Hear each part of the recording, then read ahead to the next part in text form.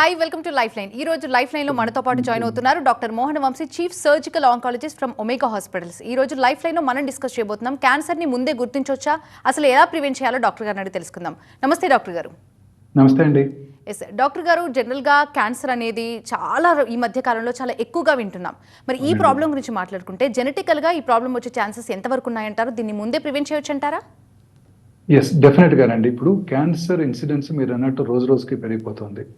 భారతదేశ population 1.52 billions ఉన్నట్టయితే ICMR వారి ఎస్టిమేట్ ప్రకారం సంవత్సరానికి 1.5 మిలియన్ న్యూ క్యాన్సర్ కేసెస్ భారతదేశంలో డయాగ్నోస్ చేయబడుతున్నాయి. బట్ డాక్టర్స్, సైంటిస్ట్ బిలీవ్ చేసేది ఏంటంటే ఇది గ్రాస్లీ అండర్ రిపోర్టెడ్. దీనికి 2-3 రెట్లు క్యాన్సర్ కేసుల సంఖ్య భారతదేశంలో ఉంటుందని అందరూ నమ్ముతున్నారు. దానికి అనేక డేటా కూడా ఉన్నది. సో ఈ క్యాన్సర్ వచ్చిన తర్వాత మనం డయాగ్నోస్ చేసి ఆ క్యాన్సర్ని ట్రీట్ చేయడానికి ఎంతో ఖర్చుతో కూడుకున్న వ్యవహారం. And most often lot of these cancers are silent killers. మీరే చూసారు ఎంతోమంది ప్రముఖ personalities, iPhone company inventor Steve Jobs వారు కూడా ఈ 4th స్టేజ్ క్యాన్సర్తోనే కాలం చేశారు. అలా ఎంతోమంది ఫేమస్ పర్సనాలిటీస్ 4th స్టేజ్ క్యాన్సర్తో కాలం చేస్తున్నారు. అంటే రెగ్యులర్గా స్క్రీనింగ్ చేయించుకుంటున్నప్పటికీ కూడా ఈ క్యాన్సర్ చాలాసార్లు లాస్ట్ స్టేజ్లోనే డయాగ్నోస్ చేయబడుతుంది. సో ప్రపంచం మొత్తం మీద ఇప్పుడు ఫోకస్ అంతా కూడా క్యాన్సర్ని ప్రివెంట్ చేయడానికి మార్గాలు చూస్తున్నారనమాట. ఈ మధ్య మీరు ఒక చిన్న పాడ్కాస్ట్ చూసుంటారు. జెరోదా CEO వారు నిఖిల్ కామత్ బిల్ గేట్స్తో ఒక పాడ్కాస్ట్ చేశారు. అందులో ఆయన అడిగారు, what is that hack you have to make to keep up your health. ఆయన చెప్పింది ఏంటంటే చాలా వైటమిన్స్ తీసుకుంటాను, దానికి ఏం డౌన్ సైడ్ లేదు. తర్వాత ఈ చాలా రొటీన్గా రెగ్యులర్ స్క్రీనింగ్ చేసుకుంటూ ఉంటాను, అన్ని కార్డియోవాస్కులర్ అన్ని టెస్టులు. దాంతోపాటు ఈ మధ్య కొత్తగా జెనెటిక్ స్క్రీనింగ్ చేయించుకుంటానని చెప్పారు ఆయన. అది అమెరికాలో అవైలబుల్గా ఉంది, ఇండియాలో ఇంకా అవైలబుల్ అవ్వలేదు. American insurance companies pay for that test.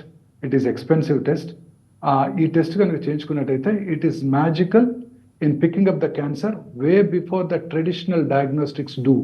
అంటే అది magical test, traditional diagnostic test కన్నా చాలా ముందుగా క్యాన్సర్ని పిక్ చేస్తుందని ఆయన చెప్పారు.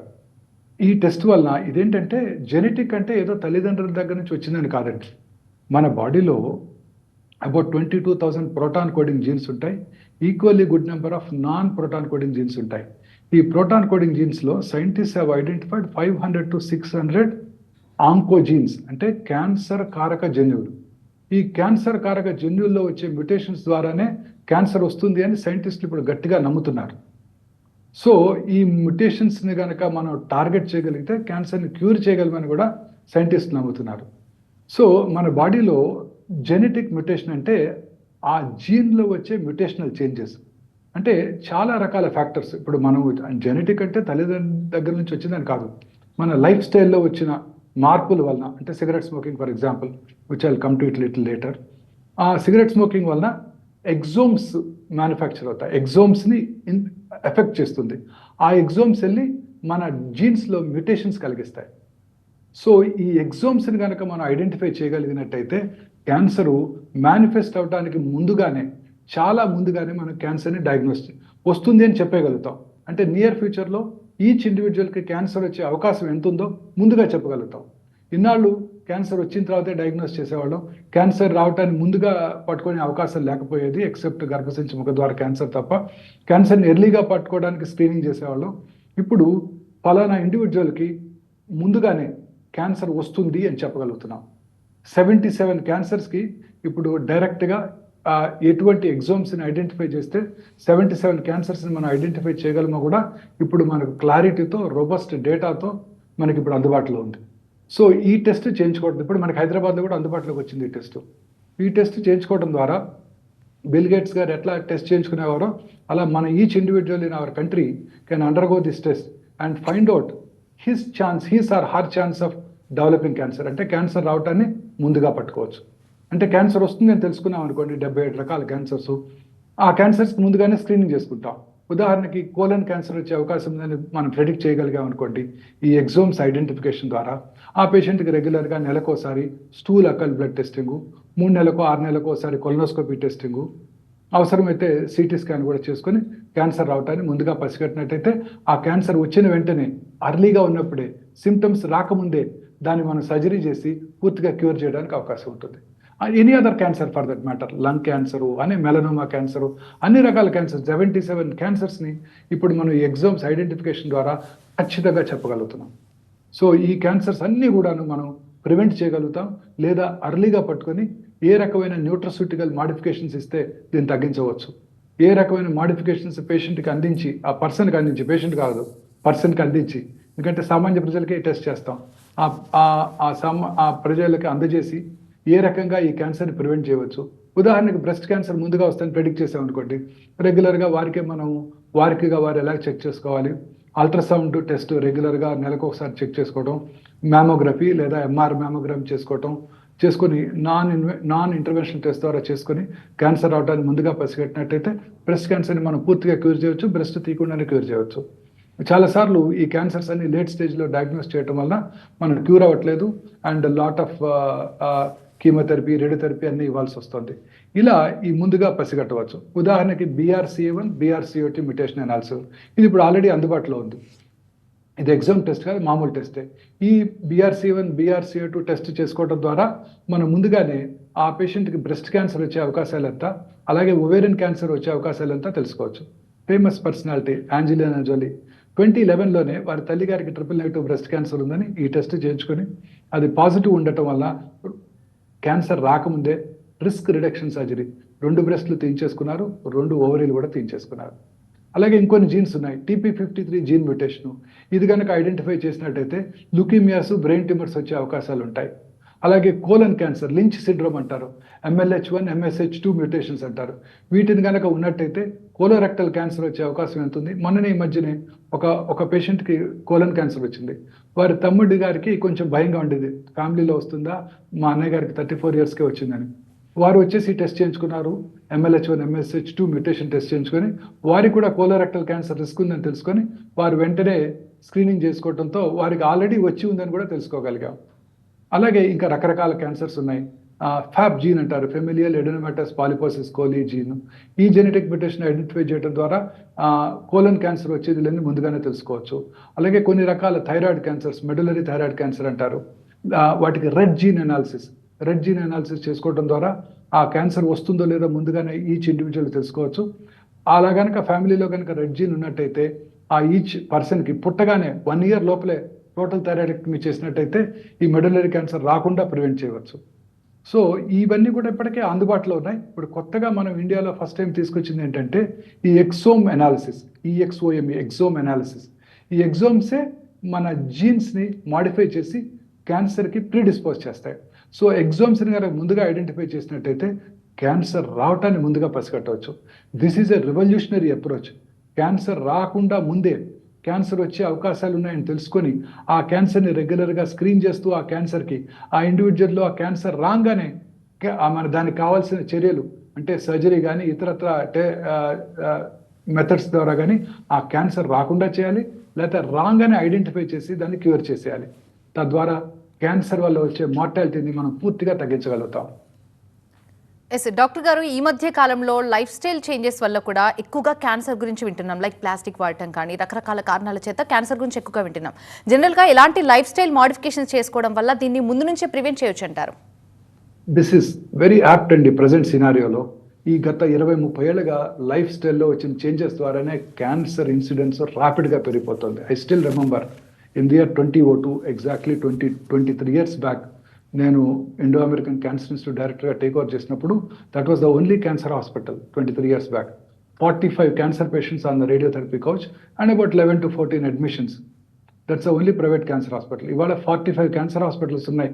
నా కళ్ళ ముందు జరిగిన మార్పు ఇది. 23 ఏళ్లలో ఒక్క చోట కూడా బెడ్ ఖాళీ ఉండటం లేదు. అంటే క్యాన్సర్ ఇన్సిడెన్స్ నా కళ్ళ ముందు గత 22 డికేట్స్లో ర్యాపిడ్గా పెరిగిపోతుంది. దీనికైనా కారణాలను మనం అనలైజ్ చేసినట్టయితే మోస్ట్ ఇంపార్టెంట్ మీరు అన్నట్టు లైఫ్ స్టైల్ చేంజెస్. ఈ లైఫ్ స్టైల్ ఫ్యాక్టర్స్ని మనం మాడిఫై చేసుకోవడంతో ఇంతకుముందు మనకున్న life style factors, for example healthy diet తీసుకునే వాళ్ళం, ఒబెసిటీ ఉండేది కాదు 30-40 ఏళ్ల క్రితం. అందువల్ల క్యాన్సర్ వచ్చే అవకాశాలు బాగా తక్కువగా ఉంటాయి.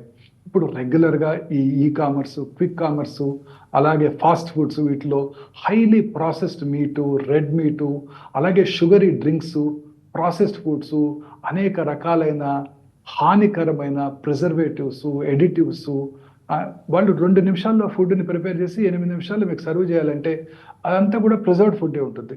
ఫుడ్ ప్రిజర్వ్ చేయడానికి canned foods, tinned foods, e-commerce foods అనేక రకాలైన హానికరమైన ప్రిజర్వేటివ్స్, కలరింగ్ ఏజెంట్స్, అలాగే ఎడిటివ్స్ వాడి అవన్నీ కూడా టాక్సిక్ ఫుడ్ మెటీరియల్స్ అయిపోతున్నాయి.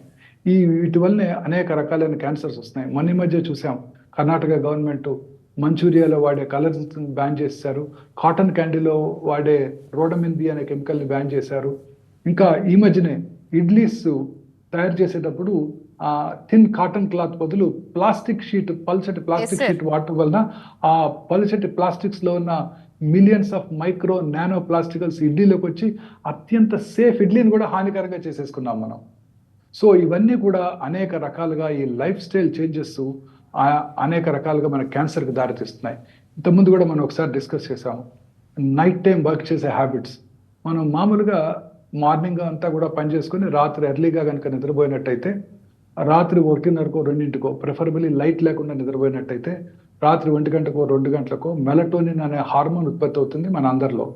ఆ melatonin has a strong anti cancer properties. ఆ మెలటోనిన్ హార్మోన్ ఉత్పత్తి ఈ లైఫ్ స్టైల్ చేంజెస్ వల్ల పూర్తిగా పోయింది. ఇప్పుడు అందరూ కూడా లేట్గా పడుకోవటం, పడుకునే ముందు లాంగ్ అవర్స్ టీవీ చూడటం, ఆ తర్వాత పడుకున్నాక కూడా ఆ బ్లూ స్క్రీన్, మొబైల్ స్క్రీన్ చూడటం, దాంతో మన సర్కేడియన్ రిథమ్ అంటే మన బయలాజికల్ క్లాక్ దెబ్బతిని ఆ మెలటోనిన్ హార్మోన్ ఉత్పత్తి పూర్తిగా తగ్గిపోతుంది. చాలా మంది మీరు కూడా చూస్తుంటారు, గచ్చిబౌలి వస్తే టాల్ టవర్స్ ఉంటాయి, కాంక్రీట్ జంగిల్స్, వీటన్నిటి నిండా వాళ్ళు పొద్దున్నే మార్నింగ్ చూస్తే నేను వస్తున్నప్పుడు అంతా లైట్స్ ఉంటాయి. అందరూ స్త్రీలు, పురుషులు, పిల్లలు, పెద్దవాళ్ళు అందరూ కూడా రాత్రంతా పనిచేస్తుంటారు ఓవర్సీస్ వాళ్ళ కంపెనీ టైమింగ్స్ కోసం. వాళ్ళందరిలో కూడాను ఈ బయలాజికల్ క్లాక్ దెబ్బతింటుంది. ఈ బయలాజికల్ క్లాక్ దెబ్బతిన్నప్పుడు అనేక రకాలైన hormone related cancers, breast cancer, prostate cancer, ఇంకా ఇతరత్ర లంగ్ క్యాన్సర్, కోలన్ క్యాన్సర్ వచ్చే అవకాశాలు కూడా చాలా ఎక్కువగా ఉంటాయి. So we are fighting with nature. దీనివల్లే అనేక రకాలైన ఈ క్యాన్సర్ సంఖ్య పెరిగిపోతుంది. మార్నింగ్ లేవగానే చాలాసార్లు డిస్కస్ చేసాం, మార్నింగ్ లేవగానే plastic toothbrush, synthetic toothpaste, plastic బకెట్లో హాట్ వాటరు, ఆ తర్వాత ఎయిర్ కండిషన్డ్ కారు, ఆ హీట్తో ప్లాస్టిక్ ఇంటీరియర్స్ ఉన్న కారు, ఆ మైక్రో ప్లాస్టిక్స్, బాటిల్డ్ వాటరు అంటే ఈ గ్లాస్ బాటిల్స్లో ఉండే వాటరు, అలాగే alcohol, tobacco smoking, passive smoking. ఇంట్లో పిల్లలు తండ్రి గారు స్మోక్ చేస్తే పిల్లలు ఎఫెక్ట్ అవుతారు. ఇంట్లోనే స్మోక్ చేయాలి కదా, బయట స్మోక్ చేయలే కదండి. సో ఇలా అనేక రకాలైన ఈ లైఫ్ స్టైల్ ఫ్యాక్టర్స్ అనేక రకాలైన క్యాన్సర్స్కి దారితీస్తున్నాయి. ఇవన్నీ ప్రివెంటబుల్ ఫ్యాక్టర్స్. డాక్టర్ గారు, ఇందాక మీరు చెప్తున్నప్పుడు లైఫ్ స్టైల్ మోడిఫికేషన్స్ మరీ ముఖ్యం అని చెప్పారు. మరి ఎలాంటి లైఫ్ స్టైల్ మోడిఫికేషన్స్ వల్ల దీన్ని ముందే ప్రివెంట్ చేయొచ్చు అంటారు?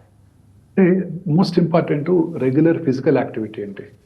రెగ్యులర్గా ఫిజికల్లీ యాక్టివ్గా ఉండే వాళ్ళలో క్యాన్సర్ వచ్చే అవకాశాలు తక్కువ.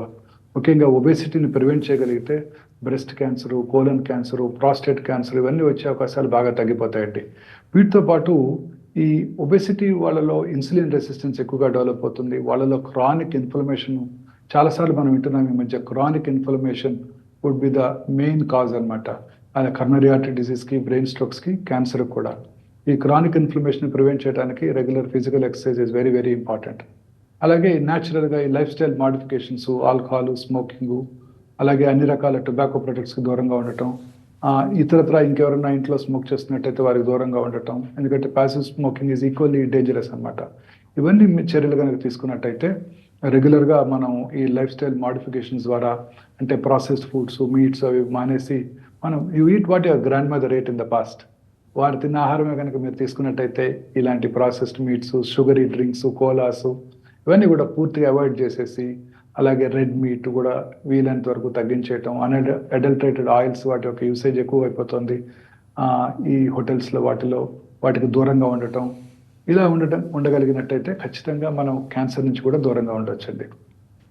Yes sir. డాక్టర్ గారు, ఇవెంత ముఖ్యమో, అసలు ఇంటి నుంచి కాలు బయట పెడితేనే మొత్తం పొల్యూటెడ్ ఏరియాలో తిరుగుతున్నామా అని అనిపిస్తుంది. అలాంటిది ఇంకా ఇదే కాకుండా కొన్ని ఏరియాస్లో, పర్టికులర్గా కొన్ని ఫ్యాక్టరీస్లో వర్క్ చేసే వాళ్ళకి తీసుకుంటే వాళ్ళకు క్యాన్సర్ వచ్చే ముప్పు ఎక్కువగా ఉందని వింటుంటాం. నిజానికి వాళ్ళు దీని నుంచి బయటపడాలంటే ఏం చేయాలంటారు? ముందుగానే ఎలా ప్రివెంట్ చేయాలంటారు? రెగ్యులర్ స్క్రీనింగ్ అవసరం అంటారా?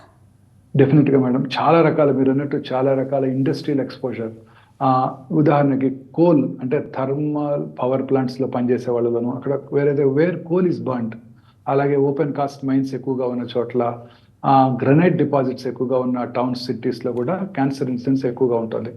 అనేక రకాలైన industries, asbestos industry, tobacco industry, dyes, chemical dyes, hair dyes, అలాగే క్లోదింగ్కి వాడే డైస్, డివైఎస్ డైస్, వీటన్నిటిలో కూడాను ఈ టాక్సిన్స్ ఎక్కువైపోతాయి మేడం. అలాగే నికెల్ క్యాడ్మియం బ్యాటరీస్, అన్ని రకాల బ్యాటరీస్ తయారు చేసే చోట్ల పెట్రోలియం ప్రొడక్ట్స్ ఎక్కువగా, అంటే ఆయిల్ రిఫైనరీస్ అక్కడ పనిచేసే వాళ్ళలోనూ వీళ్ళందరిలో కూడా క్యాన్సర్ వచ్చే అవకాశాలు ఎక్కువగా ఉంటాయి. అలాగే చాలాసార్లు కొన్ని రకాల ఫార్మస్యూటికల్ కంపెనీస్లో డైరెక్ట్గా వాటికి ఎక్స్పోజ్ అయినప్పుడు, ఈ మధ్యకాలంలో చాలామంది చూస్తున్నాను, 20 years 30 years బ్యాక్ వాళ్ళంతా ఫార్మస్యూటికల్ కంపెనీస్లో పనిచేశారు. Now they become managers, now they are working in good air condition offices. But ఆ చిన్నప్పుడు ఆ ఎక్స్పోజరు వలన అనేక రకాల క్యాన్సర్లు నేను ఈ ఫార్మస్యూటికల్ ఇండస్ట్రీలో పనిచేసే వాళ్ళు అబ్జర్వ్ చేస్తున్నాం. సో ఇవన్నీ కూడా హైలీ డేంజరస్ అండి. తర్వాత మార్నింగ్ సన్లైట్లో వచ్చే యూవీ రేడియేషన్, అల్ట్రావైలెట్ రేడియేషన్ కూడా స్కిన్ క్యాన్సర్స్ని ఎక్కువ చేసే అవకాశం ఉంటుంది. అలాగే చాలా చోట్ల రేడాన్ గ్యాస్ ఎక్స్పోజర్, ఎస్పెషలీ సెల్లార్స్లో ఉండే వాళ్ళలో, especially hilly terrain, for example Jubilee హిల్స్లో సెల్లార్లో ఉంటున్నారు అనుకోండి కొంతమంది ఎవరైనా, వాళ్ళలో ఈ రేడాన్ గ్యాస్ ఎక్స్పోజర్ ఎక్కువగా ఉంటుంది. వాటి వల్ల లంగ్ క్యాన్సర్ వచ్చే అవకాశాలు ఎక్కువ ఉంటాయి. యాజ్ సచ్ అర్బన్ ఏరియాస్లో ఈ ఇండస్ట్రియల్ పొల్యూటెంట్స్ ఎక్కువ ఉంటాయండి. మన భారతదేశంలో కూడా మనం చూసినట్టయితే rural tumour registry, rural cancer రిజిస్ట్రీలో క్యాన్సర్ వచ్చే వారి సంఖ్య చాలా తక్కువగా ఉంటుంది. అదే అర్బనైజేషన్ పెరిగే కొలది హైదరాబాద్, ముంబై, క్యాల్కటా, న్యూఢిల్లీ, వీటిలో మెట్రోపాలిటన్ ఏరియాస్లో cancer incidents rural ఏరియాస్తో పోల్చినట్టయితే 2 times to 3 times increased incidence కనబడుతుంది. అలాగే మీరు ఇక్కడ నుంచి యునైటెడ్ స్టేట్స్కి వెళ్ళినట్టయితే ఇక్కడ మీద అక్కడ ఇంకా 3 times శాన్ ఫ్రాన్సిస్కోలోను, ఇండస్ట్రియల్ సిటీస్ ఆఫ్ యునైటెడ్ స్టేట్స్లోను క్యాన్సర్ ఇన్సిడెన్స్ చాలా ఎక్కువగా ఉంటుంది. అలాగే అటామిక్ పవర్ ప్లాంట్స్ దగ్గర పనిచేసే వాళ్ళలో కూడా ఈ క్యాన్సర్ ఇన్సిడెన్స్ ఎక్కువగా ఉంటుంది. సెల్ టవర్స్, ఇంతకుముందు నామ్స్లో లేనప్పుడు చాలా చోట్ల సెల్ టవర్స్ అని ఒకే చోట కాన్సన్ట్రేట్ చేసినప్పుడు దానికి 800 meters డిస్టెన్స్లో ఉన్న వాళ్ళందరిలో కూడా క్యాన్సర్ వచ్చే అవకాశాలు చాలా ఎక్కువగా ఉంటాయి. సో అందుకని ఈ ఫ్యాక్టరీస్లో పనిచేసే వాళ్ళలోనూ, కన్స్ట్రక్షన్ కంపెనీలో పనిచేసే వర్కర్స్లోనూ వీళ్ళందరూ కూడా ఈ రెగ్యులర్ స్క్రీనింగ్ చేయించుకోవటం ద్వారా క్యాన్సర్ రావటాన్ని ముందుగా పట్టుకోవచ్చు. చాలా చోట్ల మన వ్యవసాయదారులు కూడా మన రూరల్ ఏరియాస్లో రకరకాల పెస్టిసైడ్స్, ఫెర్టిలైజర్స్ వాడటం వలన వాళ్ళలో కూడా ఈ క్యాన్సర్ ఇన్సిడెన్స్ చాలా ఎక్కువైపోతుంది. సో ఇవన్నీ కూడా వాటి బదులు సేంద్రియ సాగు, organic farming is the key. Organic farming ద్వారానే మనం క్యాన్సర్ నుంచి కాపాడుకోవచ్చు. సో చాలా చోట్ల government in fact is encouraging this. దీని ద్వారా ఎరువుల వాడకాన్ని, పెస్టిసైడ్ వాడకాన్ని బాగా తగ్గించి వేసినట్టయితే తప్పకుండా అందరికీ హెల్త్ కూడా చాలా బాగుంటుంది. ఎస్ డాక్టర్ గారు, మీరు చెప్పినట్టు చాలా మంది ఎంప్లాయీస్ ఈ మధ్య కాలంలో నైట్ టైం ఎక్కువగా వర్క్ చేయడం, ఎక్కువగా మొబైల్ యూజ్ చేయడం, ల్యాప్టాప్స్ యూజ్ చేయడం, ఇలా స్క్రీన్కి చాలా దగ్గరగా ఉండటం, ఇంకా పడుకునేప్పుడు కూడా తల దగ్గర ఫోన్ పెట్టి పడుకోవడం, అండ్ ఎక్కువగా నైట్ టైంలో ఫోన్ యూజ్ చేయడం, ఇలాంటి వాటి వల్ల ఎంతవరకు క్యాన్సర్ వచ్చే అవకాశాలు కనిపిస్తున్నాయి డాక్టర్ గారు? ఎలా ప్రివెంట్ చేయాలంటారు?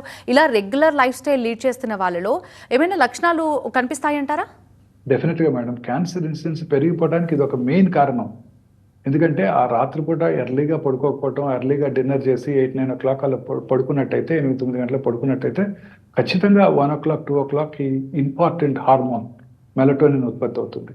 ఈ melatonin hormone suppresses several types of cancers, ముఖ్యంగా breast cancer, colon cancer, prostate cancer, lung cancer.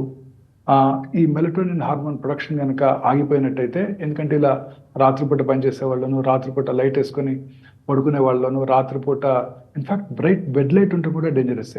If at all మీరు లైట్ కనుక వాడాలి, బెడ్ లైట్ వాడాలి అని ఖచ్చితంగా ఉన్నట్టయితే ప్రిఫరబుల్లీ లో వాట్ రెడ్ లైట్ వాడటం మంచిది.